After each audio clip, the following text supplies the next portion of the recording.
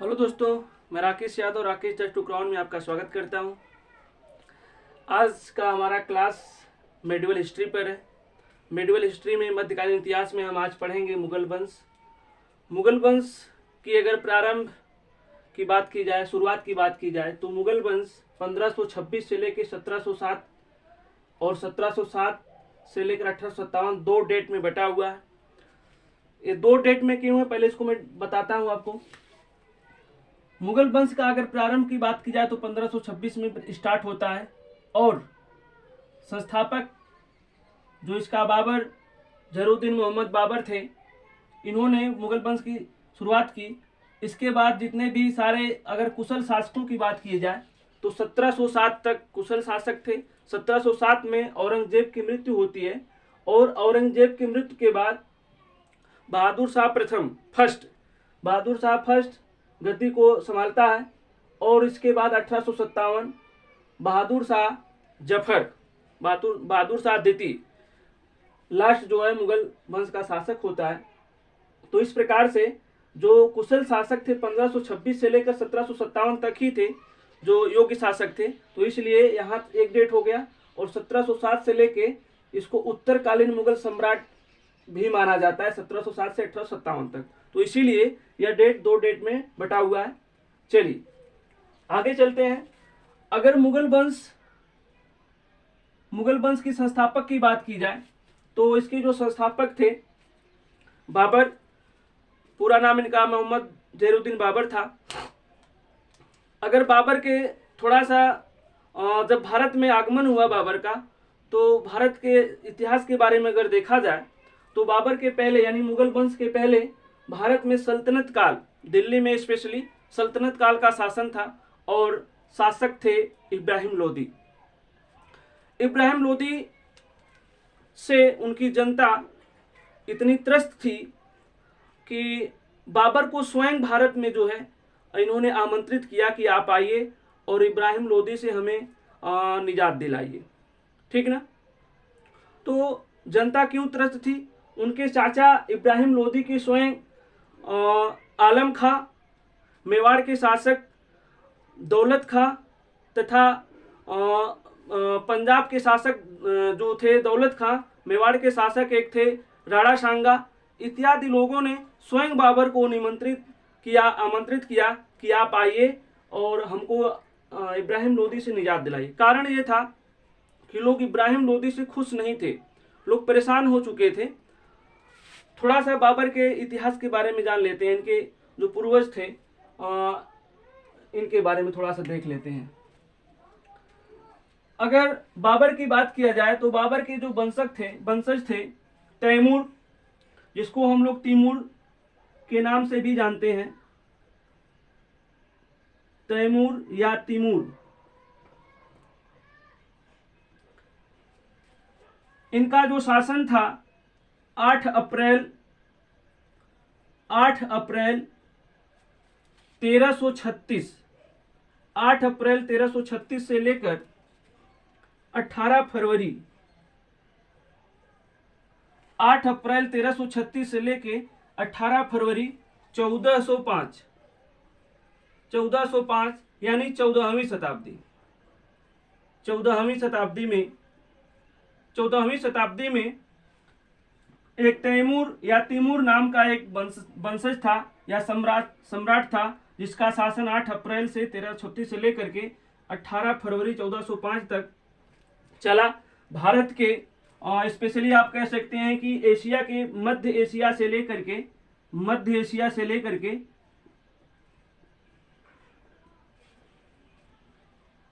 पश्चिमी एशिया और मध्य एशिया से लेकर के भारत तक जो है शासन फैला हुआ था।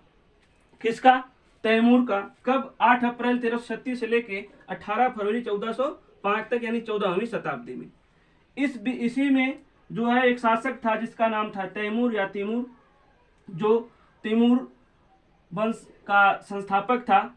और बाबर जो था, जो मुगल वंश का संस्थापक था, इसी का वंशज था।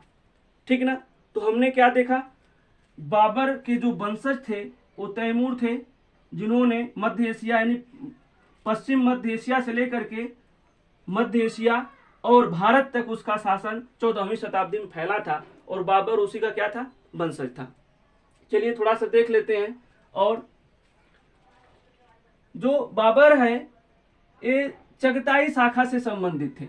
जो बाबर थे तुर्क के चगताई शाखा यानी इसके जो वंशज थे चगताई। यहाँ से एक बार क्वेश्चन पूछा था कि बाबर किस शाखा से संबंधित था, तो चगताई शाखा से संबंधित था यह।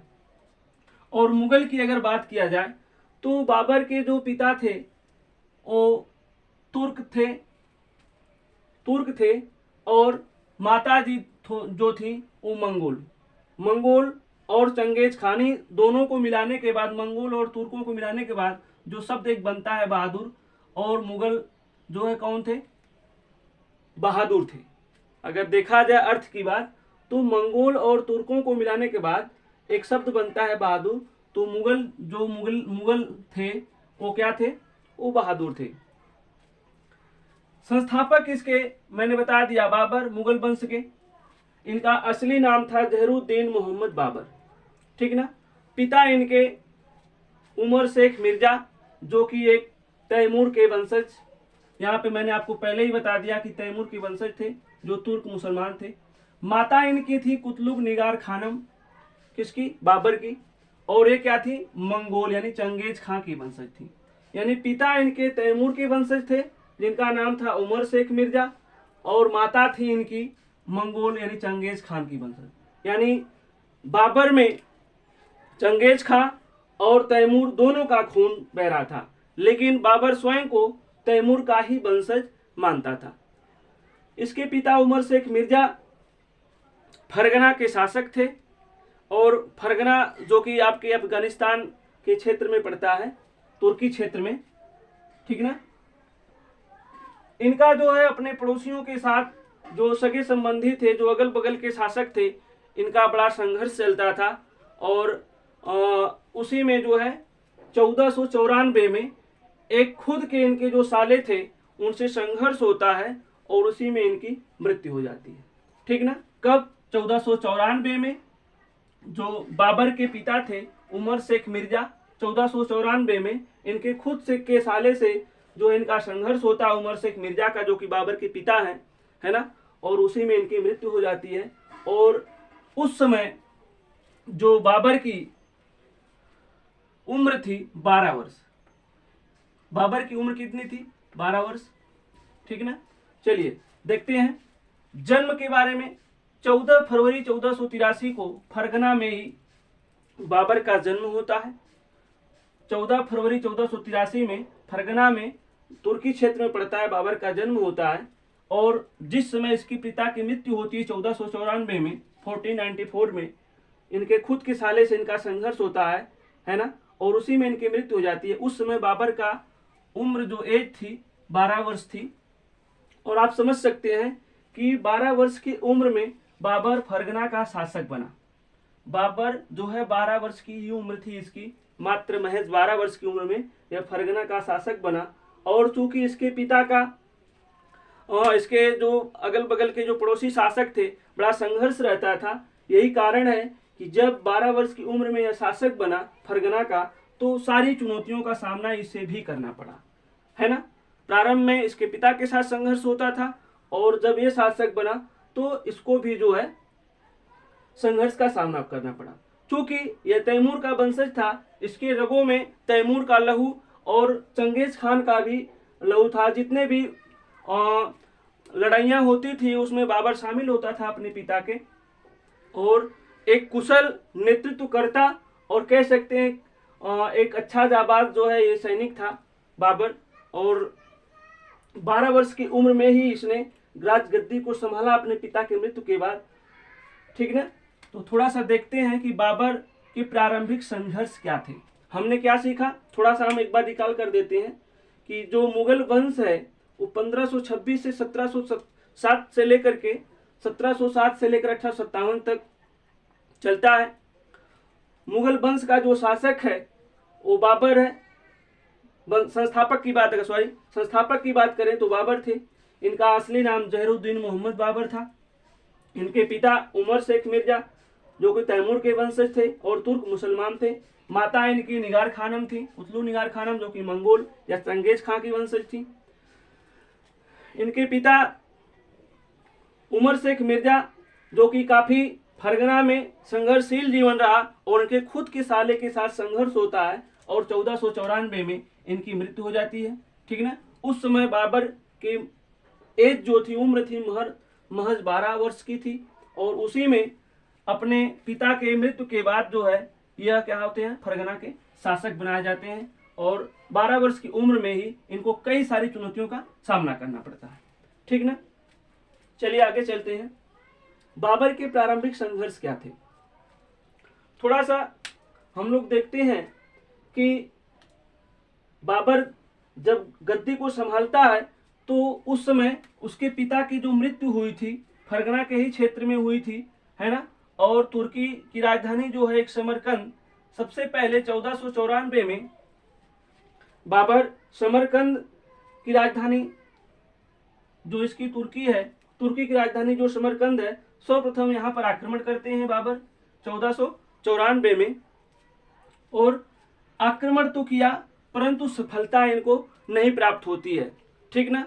बाबर, जो कि मैंने आपको बताया कि बहुत ही कुशल शासक था, आगे चल के मुगल वंश, एक मुगल एम्पायर जो खड़ा होता है ना, बाबर उसी के जो है पहली ही लड़ाई में मुंह की खानी पड़ी बाबर को। इससे हमें जितने भी छात्र हैं उनको एक सीख लेनी चाहिए कि इतना बड़ा शासक भारत में चल के जो मुगल एम्पायर खड़ा करता है, मुगल साम्राज्य, इतने बड़े साम्राज्य का शासक बनता है, उसने 1494 में जब जैसे ही समरकंद पर आक्रमण किया तो पहली बार उसे हार का मुंह देखना पड़ा, अर्थात वह असफल हो जाता है, परंतु निराश नहीं हुआ, अर्थात उसे हार के का गम नहीं था। वह आगे फिर से अपने सैनिकों को एकजुट करता है, रणनीति बनाता है, तैयारी करता है और 1497 में 1497 फिर से एक बार वही समरकंद पर आक्रमण करता है और इस बार उसे जीत हासिल होती है। ठीक ना। तो पहला आक्रमण इसका था 1494 में, इसको जो है हार का मुंह देखना पड़ता है, पहली बार यह असफल हो जाता है, लेकिन फिर से 3 साल बाद 1497 में यह फिर से समरकंद पर आक्रमण करता है और इस बार इसकी जो है जीत होती है। और जीत तो होती है किंतु 100 दिन, मात्र 3 महीने ही यह शासन कर पाता है लगभग। ठीक ना। उसके बाद शासन से इसको हटा दिया जाता है। 1501 में पुनः समरकंद पर आक्रमण किया।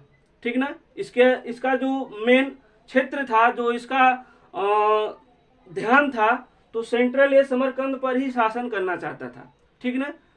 कारण कि इसके पिता समरकंद को और फरगना में ही शासक थे और यह जो है यहाँ जो राजधानी तुर्की की समरकंद, ये चूंकि काफी आर्थिक स्थिति से बड़ा मजबूत था तो इसका ध्यान था समरकंद ही, तो बार बार यह आक्रमण करता, लेकिन कुछ दिनों बाद देखिए, पहली बार तो आक्रमण में असफल हो गया, दूसरी बार जीतता है तो 100 दिन के लिए, तीसरी बार 1501 में पुनः यह आक्रमण किया और इस बार जीता तो 8 माह के लिए इसने शासन किया। 8 माह तक वहां पर शासन करता है, लेकिन फिर से इसको जो है वहां के जो क्षेत्रीय शासक थे, इसको किसी कारणवश वहां से वापस आना पड़ता है और चलाता है।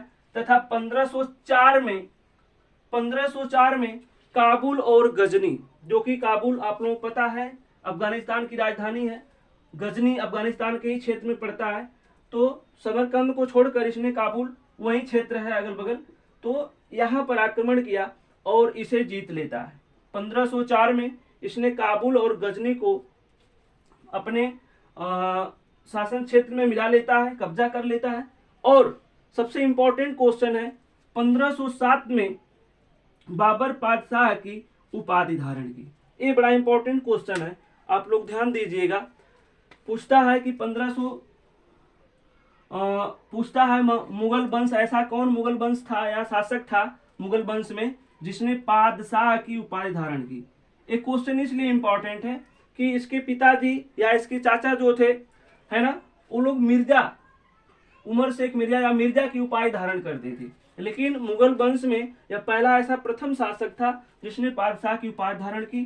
1504 में काबुल और गजनी को जीता तथा 1507 में पातशाह की उपाधि धारण की। ठीक ना, तो ऐसा करने वाला प्रथम मुगल शासक था। एक कई बार क्वेश्चन में पूछा है, तो आप लोग इसको इंपॉर्टेंट करके कर सकते हैं। चलिए आगे चलते हैं। 1504 में पातशाह की उपाधि धारण की तथा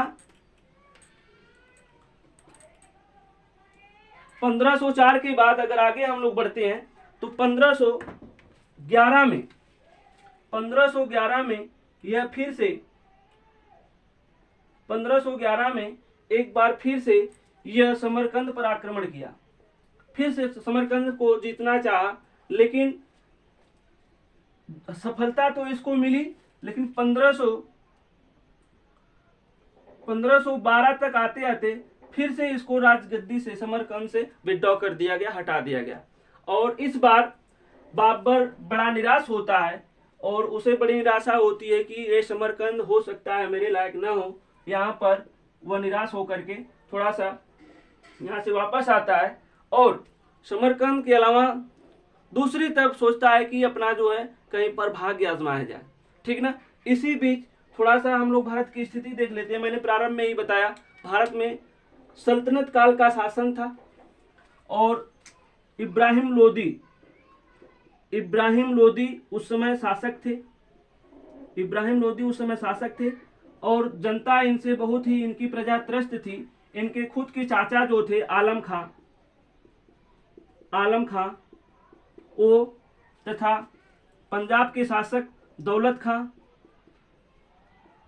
खां और ये कहाँ के शासक थे? पंजाब के। तथा मेवाड़ के शासक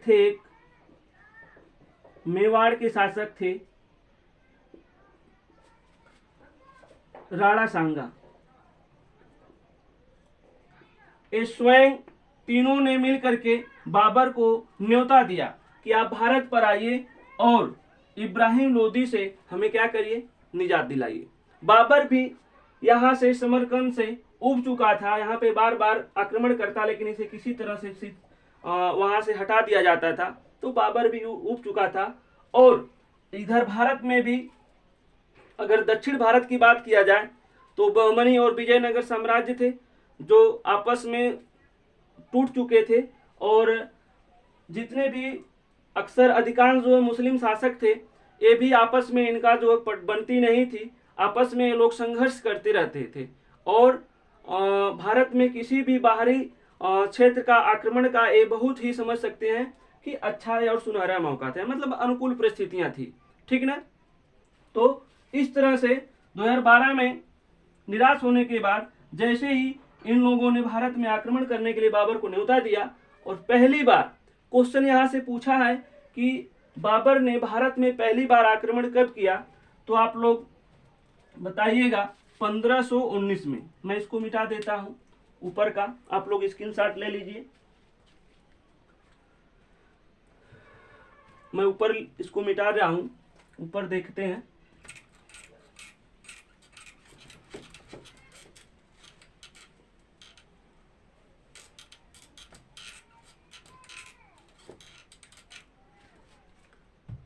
अगर भारत में बाबर के आक्रमण की बात किया जाए तो सबसे पहले 1519 में बाबर भारत में आक्रमण करता है। बाबर जो है आक्रमण करता है सर्वप्रथम। ठीक ना, बाबर जो है भारत में क्या करता है, सबसे पहले आक्रमण करता है कब? 1519 में। ठीक ना, और कहाँ आक्रमण किया? तो भारत के सीमा क्षेत्र पड़ता है बाजौर और भेरा, ये दो क्षेत्र पड़ता है, भारत का सीमा क्षेत्र है। यहाँ पर पहली बार आक्रमण किया और यहाँ पर बाबर को सफलता हासिल हुई। ठीक ना, पहली ही बार 1519 में जब बाबर भारत पर आक्रमण किया बाजौर और भेरा के सीमा क्षेत्र पर भारत के, तो यहाँ पर इसको सफलता हासिल हुई। ये जो है जीत हासिल करता है तथा इसका कॉन्फिडेंस बाबर का बढ़ जाता है। इसको लगा कि मेरे लिए अच्छा क्षेत्र है ना, और 19 के बाद 1519 में ही बाजार और भेरा के बाद इसने जो है भारत के अन्य क्षेत्रों पर 1519 के बाद भारत के इसने अन्य क्षेत्रों पर जैसे पेशावर उसके बाद 1524 में सियालकोट, ये सब पाकिस्तान का क्षेत्र है। इस समय भारत से बाहर पाकिस्तान का क्षेत्र है ये सब, ठीक ना।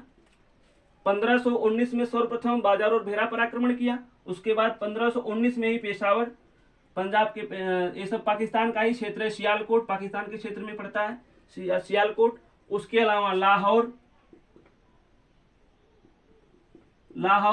आदि क्षेत्रों में 1524 तक आते आते जो है इसको क्या किया, बाबर जीत लिया। सर्वप्रथम 1519 में बाजार और भेरा को जीता, इसका कॉन्फिडेंस हाई हो जाता है।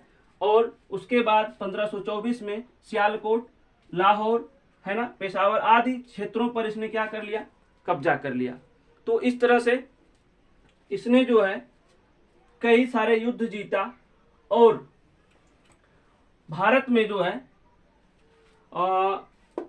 घुसने का प्रयास किया, ठीक ना। तो हमने जो है बाबर के प्रारंभिक जीवन के बारे में देखा, उसके बाद भारत में प्रवेश कब किया इसको देखा।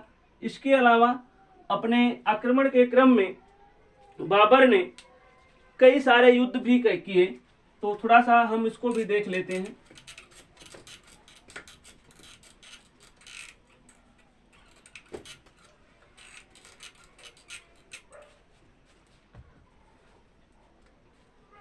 बाबर के अगर भारत में प्रवेश की बात की जाए तो राणा सांगा, इसके चाचा जो दौलत खां थे तथा जो चाचा आलम खां तथा दौलत खां, इन सारे लोगों ने बाबर को आमंत्रित किया था यह सोच करके कि बाबर आएगा, कुछ लूटपाट करेगा, कुछ धन दौलत लूट करके यहाँ से चला जाएगा।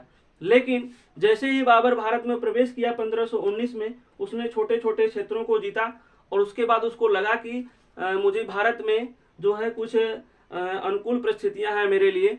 और बाबर जो है इन सारे युद्धों को जीतने के बाद धीरे धीरे अपना गढ़ जमाने लगा। और 1526 में एक युद्ध होता है 21 अप्रैल, अगर डेट की बात किया जाए तो 21 अप्रैल 1526 को हरियाणा के एक क्षेत्र में पड़ता है पानीपत।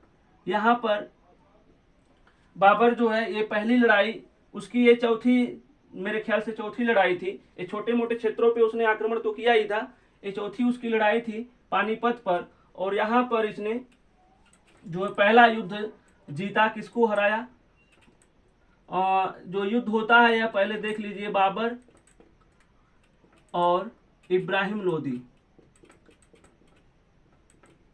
लोदी के बीच, ठीक ना। ये पहला युद्ध होता है और तगड़ा युद्ध था यह पानीपत का 1526 में, 21 अप्रैल 1526 में पानीपत का युद्ध, जिसमें बाबर ने इब्राहिम लोदी को बुरी तरह से क्या किया, हरा दिया। तो इस युद्ध को थोड़ा सा हम डिटेल देखेंगे, ठीक ना। इसके अलावा मैं थोड़ा सा एक बता देता हूं कि कितने युद्ध बाबर ने भारत में लड़ा। तो पहला 21 अप्रैल 1526 को पानीपत का युद्ध जीता। इसके बाद दूसरा नंबर 2 युद्ध जो जीता खानवा का युद्ध, ठीक ना, खानवा का युद्ध हुआ।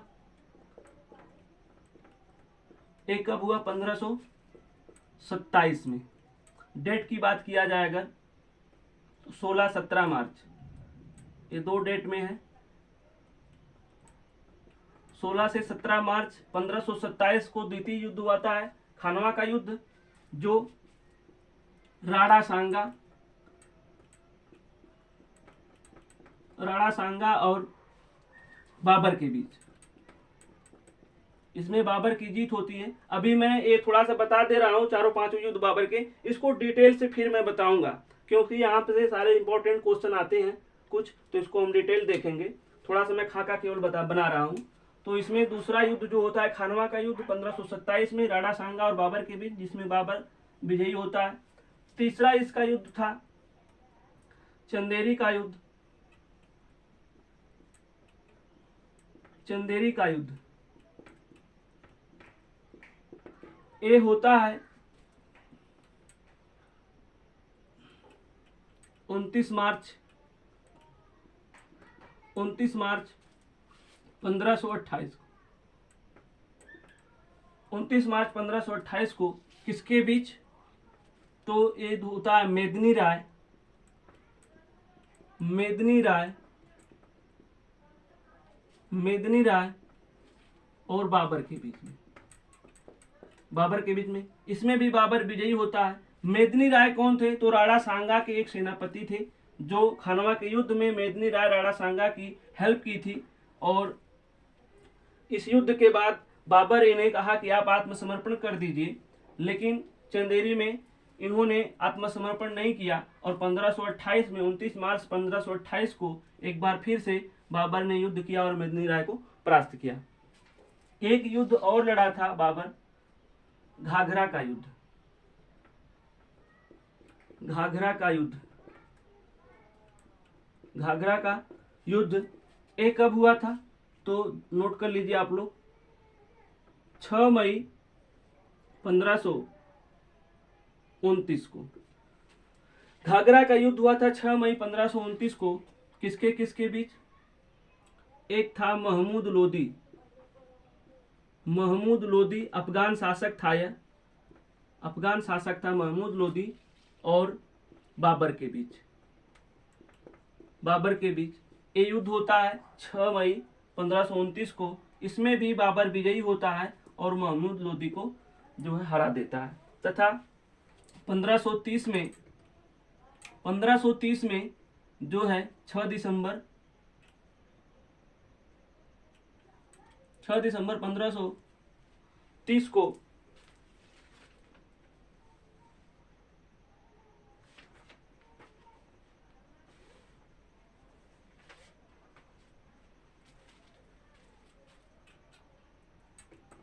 यहाँ पे आप लोग 6 दिसंबर नहीं 26 दिसंबर बना लीजिए।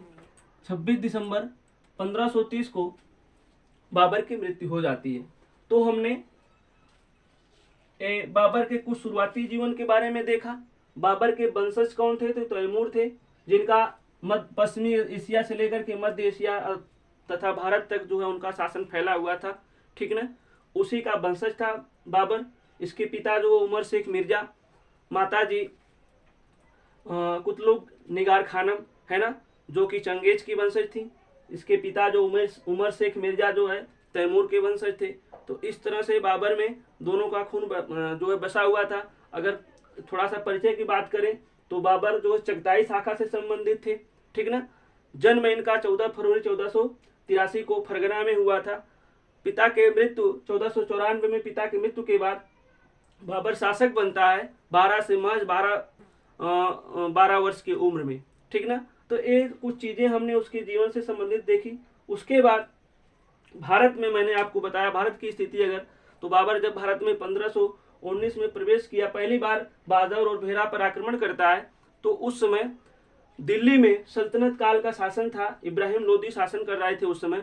और भारत जो है पूरा भारत में किसी भी बाहरी आक्रमण के लिए अनुकूल परिस्थितियां थी, क्योंकि यहाँ के जो राजा थे आपस में संघर्ष करते थे और इनका आपस में संघर्ष के कारण दूसरों को जो है मजबूत बनाने का कारण बना, ठीक ना। तो भारत में बाबर प्रवेश किया। प्रवेश करने के बाद इसने 1519 से लेकर 24 तक सियालकोट, ठीक ना, सियालकोट, पेशावर इत्यादि क्षेत्रों पर कब्जा कर लिया। और 21 अप्रैल 1526 को एक विशाल युद्ध होता है पानीपत के क्षेत्र में, जिसमें इब्राहिम लोदी को बाबर ने बहुत बुरी तरह परास्त किया। मैंने सारे युद्धों के बारे में आपको थोड़ा थोड़ा बता भी दिया, लेकिन यहाँ से कुछ इंपॉर्टेंट चीजें और पूछती हैं। तो ये 2-4 युद्ध जो है इसको मैं थोड़ा डिटेल आपको पढ़ाऊंगा, ठीक ना। तो मैं इसको मिटा रहा हूँ, आप लोग एक बार थोड़ा सा इसका स्क्रीनशॉट ले लीजिए आगे, फिर इसके बाद हम चलते हैं डिटेल में।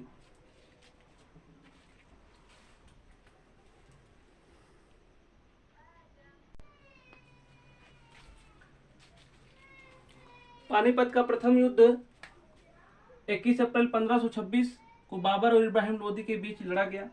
ये बहुत ही निर्णायक युद्ध था। कहा जाता है कि बाबर छोटे मोटे युद्ध लड़ने के बाद एक इब्राहिम लोदी को परास्त करना इतना आसान नहीं था। पानीपत का एक बहुत ही बड़ा युद्ध लड़ा, और इस युद्ध को जीतने के बाद पानीपत का युद्ध और दूसरा युद्ध जो है खानवा का युद्ध, ये दोनों युद्ध जीतने के बाद बाबर हमेशा के लिए भारत में अस्थायी हो जाता है। और आपको मैं बता दूं, इसके पीछे एक कहानी है।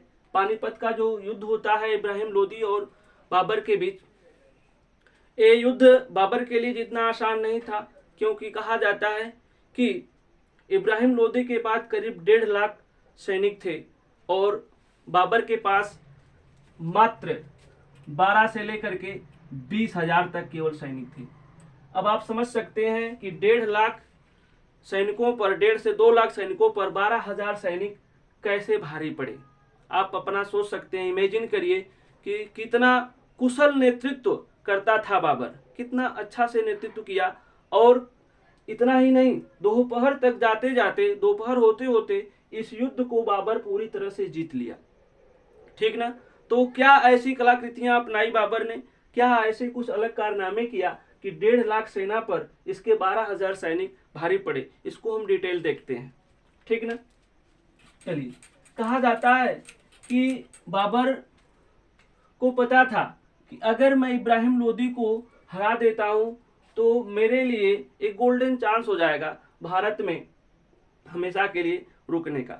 ठीक ना।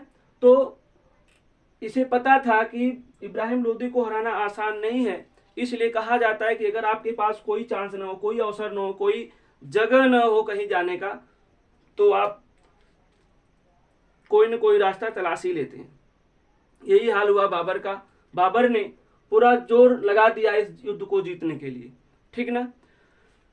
और कहा जाता है कि पानीपत के पहले युद्ध में जो 2-3 चीजें इसने अपनाई, वो क्या खास बातें थी। पहली बार तोप खाने का प्रयोग किया, यानी तोप चलाने के लिए तोप का प्रयोग किया पहली बार। और इससे क्या होता है कि इसके पहले तोप वगैरह का इस्तेमाल नहीं किया जाता। जब पहली बार बाबर ने तोप का इस्तेमाल किया तो जो इब्राहिम लोदी के सैनिक थे उसमें अफरा तफरी मच गई, और जो हाथी और घोड़े थे वो चिंगाड़ करके भाग गए और अपने ही सैनिकों को जो है पैरों तले कुचलने लगी हाथियां। ठीक ना। क्योंकि उसमें भगदड़ मच जाती है उसके सेना में और सारे लोग इधर उधर भागने लगते हैं। तो तोप खाने का पहली बार तोप का प्रयोग किया, और इसमें इसके 2 तोपिये थे। उस्ताद नंबर 1 उस्ताद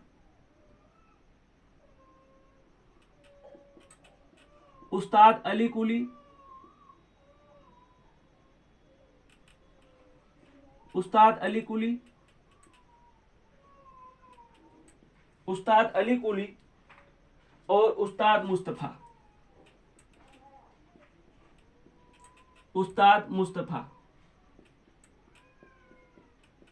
ठीक ना। तो ये 2 तोपिये थे। उस्ताद अली कुली ने तोप का बंदोबस्त किया, तोप को सजाने का काम किया, और उस्ताद मुस्तफा जो बंदूकधारियों को मतलब कैसे उनको क्या करना है ये क्षेत्र रक्षण किया। तो इस तरह से 2 ऐसे कुशल नेतृत्वकर्ता थे बाबर के पास, जिसकी वजह से बाबर को इस युद्ध में जीतने में आसानी हुई। इसके अलावा कहा जाता है दूसरे नंबर जो 2 था, तुगलमा पद्धति। ये सारी चीजें बड़ा इंपॉर्टेंट आपके लिए है। ये क्या क्या मेन चीजें हैं जिसकी वजह से पानीपत का प्रथम युद्ध 12,000 सैनिकों के साथ 1.5 लाख सैनिकों को इब्राहिम लोदी को परास्त कर दिया बाबर ने। तो ये कुछ खास बातें हैं जो आपको जानना जरूरी है। तुगलमा पद्धति क्या है?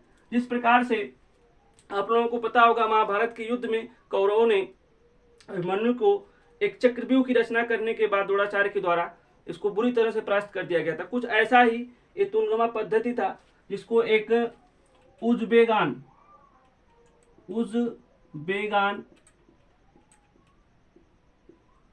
नाम के कुछ उज़्बेगान प्रजातियां हैं, जहां से यह पद्धति जो है सीखा था कौन? बाबर। ठीक ना। तो तुगलमा पद्धति का प्रयोग किया, पहली बार तोपों का प्रयोग किया। इसमें उस्ताद अली कुली, उस्ताद मुस्तफा, इसकी जो है हेल्प किए। उसके अलावा हम लोग आगे देखते हैं थोड़ा सा। इस युद्ध को मैंने जैसा कि पहले ही बताया कि दोपहर तक जाते जाते बाबर ने इब्राहिम लोदी को बुरी तरह परास्त कर दिया और इस युद्ध को जीतने के बाद उसने बादशाह की उपाधि धारण की। बादशाह की उपाधि धारण की। आप लोग ये सारी चीजें नोट करते जाइए क्योंकि आप लोगों के लिए बड़ा इंपॉर्टेंट है, ठीक ना। बादशाह की उपाधि धारण की, नंबर 3। इसके बाद नंबर 4 पर अगला पॉइंट है, इस युद्ध के जीतने के बाद बाबर बहुत ही प्रसन्न हुआ, बहुत खुश हुआ और अपने प्रजा में अपने सैनिकों के बीच चांदी के सिक्के बंटवाए। चांदी के सिक्के बंटवाए। चांदी के सिक्के क्या किए, वितरित करवाया, जिससे इसकी प्रजा बहुत खुश हो गई। इसकी प्रजा बहुत खुश हुई और इसको एक उपाधि दी। बहुत ही इंपॉर्टेंट है, ये क्वेश्चन में एक क्वेश्चन पूछा जा चुका है, तो आप लोग इसको नोट करिएगा। इसको एक उपाधि प्रदान की गई, कलंदर। प्रजा ने इसको कलंदर की उपाधि प्रदान की। और ऐसा भी कहा जाता है कि बाबर बड़ा दानी था, इसलिए भी इसको जो है एक रक्षक था और दानी था, इसलिए भी इसको जो है कलंदर की उपाधि दी जाती है। तो इसलिए जो है चांदी के सिक्के बंटवाए, जिससे खुश होकर इसकी प्रजा के लोग इसे कलंदर की उपाधि दिए। क्वेश्चन पूछा था कि मुगल वंश में कौन ऐसा शासक था जिसको कलंदर की उपाधि दी गई थी, तो कौन था, बाबर था। इसको आप लोग नोट कर लीजिएगा, ठीक ना। इसके अलावा कुछ और इंपॉर्टेंट पॉइंट्स हैं जिसको हम लोग देख लेते हैं। इब्राहिम लोदी को किसी भी तरह से जो है ज्ञात नहीं था कि मैं यह युद्ध को हार जाऊंगा, क्योंकि उसके पास एक विशाल सेना थी, 1.5 लाख की सेना। लेकिन एक कुछ ऐसे रणनीति अपनाया बाबर ने जिसकी वजह से इब्राहिम लोदी को यह इस युद्ध में जो है परास्त होना पड़ा। इसके अलावा कहा जाता है कि बाबर ने इब्राहिम लोदी को कुछ ऐसे विशेष लोगों को जो उसके बहुत नजदीकी थे उनको अपने खेमे में मिला लिया था। इस वजह से भी उसको इस युद्ध को जीतने में आसानी होती है, ठीक ना। तो ये था पानीपत का प्रथम युद्ध। इसके अलावा आपको पता होगा कि पानीपत का 2 युद्ध और हुआ है, जैसे पानीपत का द्वितीय युद्ध और तृतीय युद्ध 56 में और 61 में। तो इसको मैं आपको बाद में बताऊंगा, ठीक ना। तो इसको हम लोग पहले पानीपत का प्रथम युद्ध जो कि इब्राहिम लोदी और बाबर के बीच हुआ, जिसमें बुरी तरह से इब्राहिम लोदी की हार हुई और बाबर जो है जीत जाता है। इसके बाद हम लोग दूसरा युद्ध देखेंगे, खानवा का युद्ध, ठीक ना। ये भी बड़ा इंपॉर्टेंट है, तो इसको थोड़ा सा मैं आप लोग स्क्रीनशॉट ले लीजिए। मैं इसको मिटा देता हूं, फिर आगे हम चलते हैं।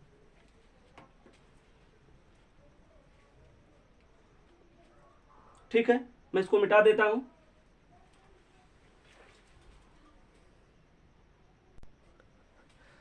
चलिए आइए देखते हैं पानीपत युद्ध के बाद जो है अगला युद्ध बाबर और राणा सांगा के बीच खानवा का युद्ध होता है, जो कि 16 से 17 मार्च के बीच 1527 में किया गया। इस युद्ध को लेकर के भी कहा जाता है कि बाबर अगर किसी से डरता था तो राणा सांगा से, क्योंकि राणा सांगा को ऐसा कहा जाता है कि उनके शरीर पे कम से कम 80 घाव थे और वह 100 से अधिक युद्ध लड़ चुके थे, ठीक ना। तो बाबर को राणा सांगा को पराजित करना बहुत आसान नहीं था, इसीलिए बाबर ने इस युद्ध को जीतने के लिए जिहाद का नारा दिया। जिहाद का नारा दिया इसलिए कि हमें यह युद्ध जो है अवश्य जीतना है और यह हमारा जो युद्ध है धर्म की रक्षा के लिए है, ठीक ना। उसको अपने सैनिकों को मोटिवेट करने के लिए जिहाद का नारा दिया और राणा सांगा से युद्ध लड़ा 1527 में।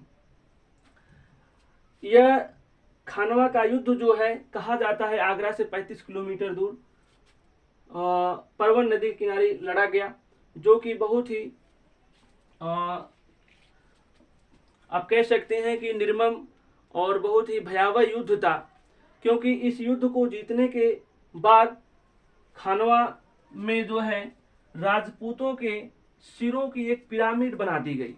बाबर ने अपने दहशत को फैलाने के लिए लोगों में राजपूतों के सिरों को काट करके एक ऊंची जो है पिरामिड बना दी गई, एक ऊंचा जो है काट करके सजा दिया गया कि लोग भय खाएं। ठीक ना। ऐसा माना जाता है कि जैसे ही युद्ध प्रारंभ होता है, युद्ध में काफी उतार चढ़ाव आता है। कभी राणा सांगा क्या खेमे में ऐसा लगता है कि राणा सांगा की जीत हो रही है, कभी बाबर की जीत हो रही है। ऐसे युद्ध चलता रहा और अचानक इस युद्ध में बाबर के कुछ सैनिकों के द्वारा राणा सांगा को घायल कर दिया जाता है और राणा सांगा जमीन पर गिर पड़ते हैं। इसी बीच जो है जैसे ही पता चलता है राणा सांगा की घायल हो गए हैं, उनकी सेना में भगदड़ मच जाती है और बाबर जो है अपने सेना में युद्ध के मैदान पर ही एक घोषणा कर देता है कि हम इस युद्ध को जीत गए। और बाबर राणा सांगा को किसी तरह से उनको युद्ध से बाहर ले जाया जाता है। ठीक ना। लेकिन उनको खोजने के लिए बाबर ने अपने सैनिकों को भेजा, किसी तरह राणा सांगा की जान बच जाती है और इस तरह से यह युद्ध भी बाबर ने जीत लिया और इसमें राणा सांगा की पराजय हो जाती है। इस युद्ध के बाद बाबर ने गाजी की उपाधि धारण किया। क्वेश्चन पूछता है कि गाजी की उपाधि धारण कब किया, तो बाबर ने खानवा के युद्ध 1527 में जीतने के बाद गाजी की उपाधि धारण किया। यह आप लोगों के लिए बड़ा इंपॉर्टेंट है। ठीक ना। अगला युद्ध देखते हैं, चंदेरी का युद्ध, जो कि 29 मार्च 1528 को हुआ। इसमें एक व्यक्ति है मेदिनी राय, ये राणा सांगा के ही सेनापति थे और बाबर ने इनसे कहा कि आप आत्मसमर्पण कर दीजिए। बाबर ने मेदिनी राय को कहा कि आप आत्मसमर्पण कर दीजिए और मैं आपको युद्ध में आपसे युद्ध नहीं करना चाहता हूं। लेकिन मेदिनी राय ने भी कहा, चूंकि राणा सांगा एक कुशल और एक योद्धा थे, मेदिनी राय उन्हीं के सेनापति थे, उन्होंने कहा कि आप हमसे युद्ध करिए। ठीक ना।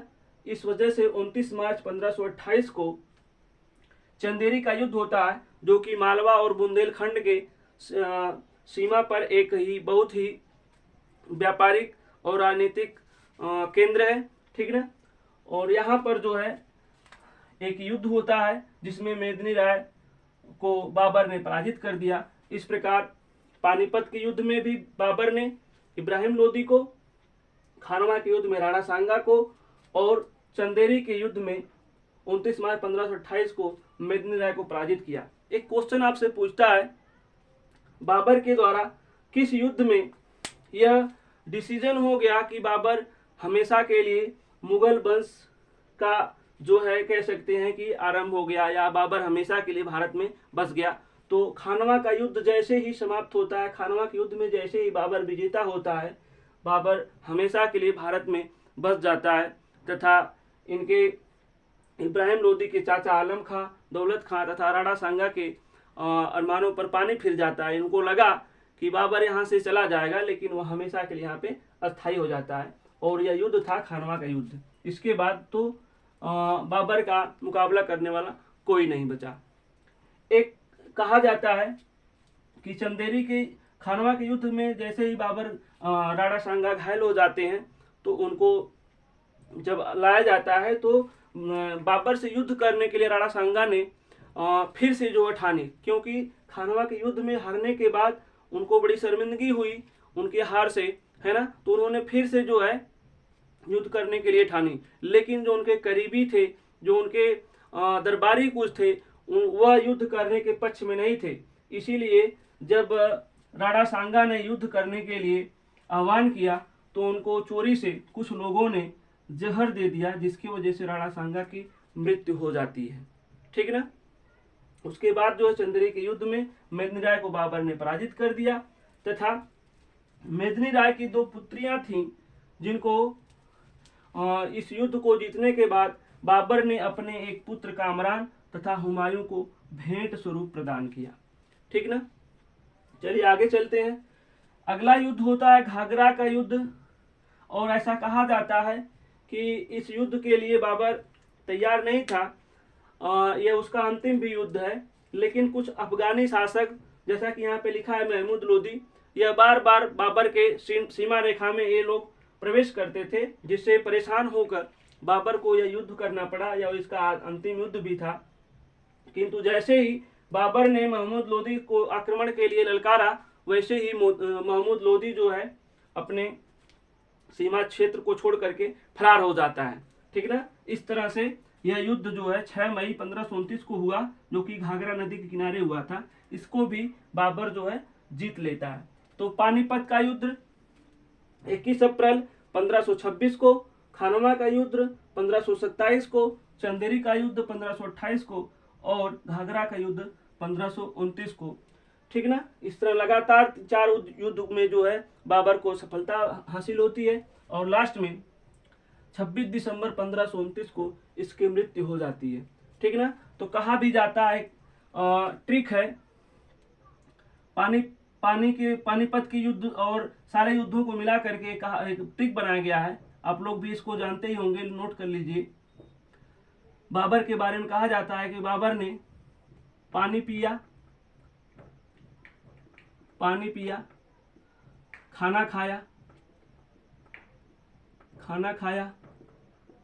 ठीक ना, चाय पी, ठीक ना, घर गया और मर गया। ठीक ना। पानी पिया 1526 में, खाना खाया 1527 में, चाय पी चंदेरी का युद्ध 1528 में, घर गया 1529 में और मर गया 1530 में। ठीक ना। तो एक ट्रिक है, इस तरह से आप लोग इसको याद कर सकते हैं। ठीक ना। नोट भी कर सकते हैं आप लोग। आगे चलते हैं। 26 दिसंबर 1529 को बाबर की मृत्यु हो जाती है और गुलबदन बेगम, जो कि हुमायूं की बहन थी और इसकी पुत्री थी गुलबदन बेगम, इसने एक लिखा था हुमायूं नामा। ये बड़ा इंपॉर्टेंट है, बार बार पूछता है हुमायूं नामा किसकी कृति है। तो गुलबदन बेगम जो कि हुमायूं की बहन और इसकी पुत्री, ठीक ना, थी। इसमें इन्होंने स्वयं बताया है कि बाबर की मृत्यु इब्राहिम लोदी की मां ने उसको खीर बना के दी थी। तो उस खीर में जो है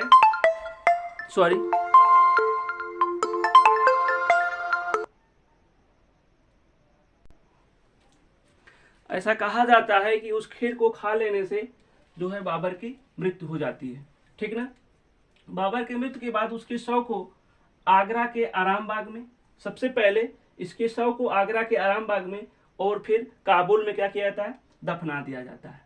ठीक ना। तो याद रखिए, मृत्यु इसकी 26 दिसंबर 1529 को हो जाती है और हुमायूं नामा जो कि गुलबदन बेगम ने लिखा है, इसमें इन्होंने बताया कि इब्राहिम लोदी के माँ के हाथों से खीर खाई थी, इसलिए जो है उनकी मृत्यु हो गई। इसके अलावा और कई बातें, जैसे कहा जाता है कि बाबर को भारत की जो यहाँ का वातावरण था वो सूट नहीं कर रहा था, इसलिए बाबर जो है मर जाता है। या कहा जाता है कि उसने अपने आखिरी दिनों में कुछ ऐसे मदिरा वगैरह का सेवन करने लगा था, इसलिए उसकी मृत्यु हो जाती है। तो कई चीजें हैं जो क्लियर नहीं है। आगे चलते हैं। एक क्वेश्चन और है, बाबर ने स्वयं अपनी आत्मकथा लिखी थी जिसको तुजु के बाबरी या बाबर नामा के नाम से जाना जाता है। तो क्वेश्चन पूछता है कि वह मुगल शासक कौन था जिसने अपनी स्वयं की आत्मकथा लिखी थी। तो वो बाबर था, जिसको तुजु के बाबरी या बाबर नामा के नाम से भी जाना जाता है। ठीक ना। और एक किस भाषा में थी, तो तुर्की भाषा में थी। ठीक ना। बाबर नामा किस भाषा में थी, तुर्की भाषा में। इसके अलावा उसने रिसाल ए उसज की भी रचना की थी। इसकी एक रचना और है, रिसाल ए उसज। ठीक ना। आगे चलते हैं। बाबर ने मुबाय्यान पद शैली की रचना की थी। ठीक ना।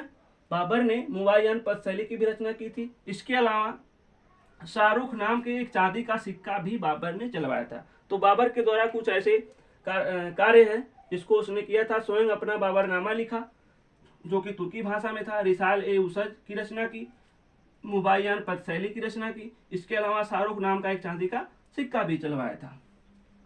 और एक क्वेश्चन बड़ा ही इंपॉर्टेंट है, ये बार बार पूछता है कि बाबरी मस्जिद का निर्माण किसने करवाया था, जो कि बाबर के शासनकाल में हुआ था। तो बाबरी मस्जिद का निर्माण बाबर का ही एक सैनिक था, सेनापति आप कह सकते हैं, मीर बाकी। उसने जो कि बड़ा विवादित भी है अयोध्या में, वहाँ के कुछ मंदिरों को गिरवा करके, ढहा करके उसके स्थान पर जो है बाबरी मस्जिद का निर्माण करवाया था। यहाँ पर है, आप नोट कर सकते हैं, मीर बाकी ने, ठीक ना। तो इस तरह से हमने जो है बाबर के कुछ प्रारंभिक जन्म से रिलेटेड, उसके वंशजों के बारे में हमने देखा, उसके जन्म से रिलेटेड कुछ चीज़ों को देखा, ठीक ना। भारत में कब आक्रमण करता है उन चीज़ों को हमने देखा।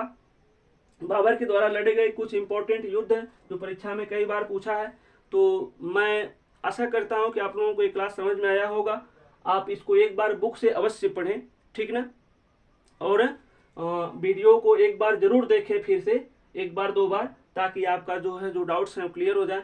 अगर आपको कोई समस्या है इसमें तो आप कमेंट के माध्यम से मुझे बता सकते हैं, ठीक ना। मैं उसको समस्या को हल करने का प्रयास करूंगा। और आपको अगर ये वीडियो अच्छी लगी हो तो कृपया प्लीज़ इसको शेयर करें और लाइक और सब्सक्राइब भी करें। तो इसी के साथ मैं जो इजाज़त लेता हूँ, इजाज़त दीजिए। आपको वीडियो देखने के लिए बहुत बहुत धन्यवाद। जय हिंद, जय भारत।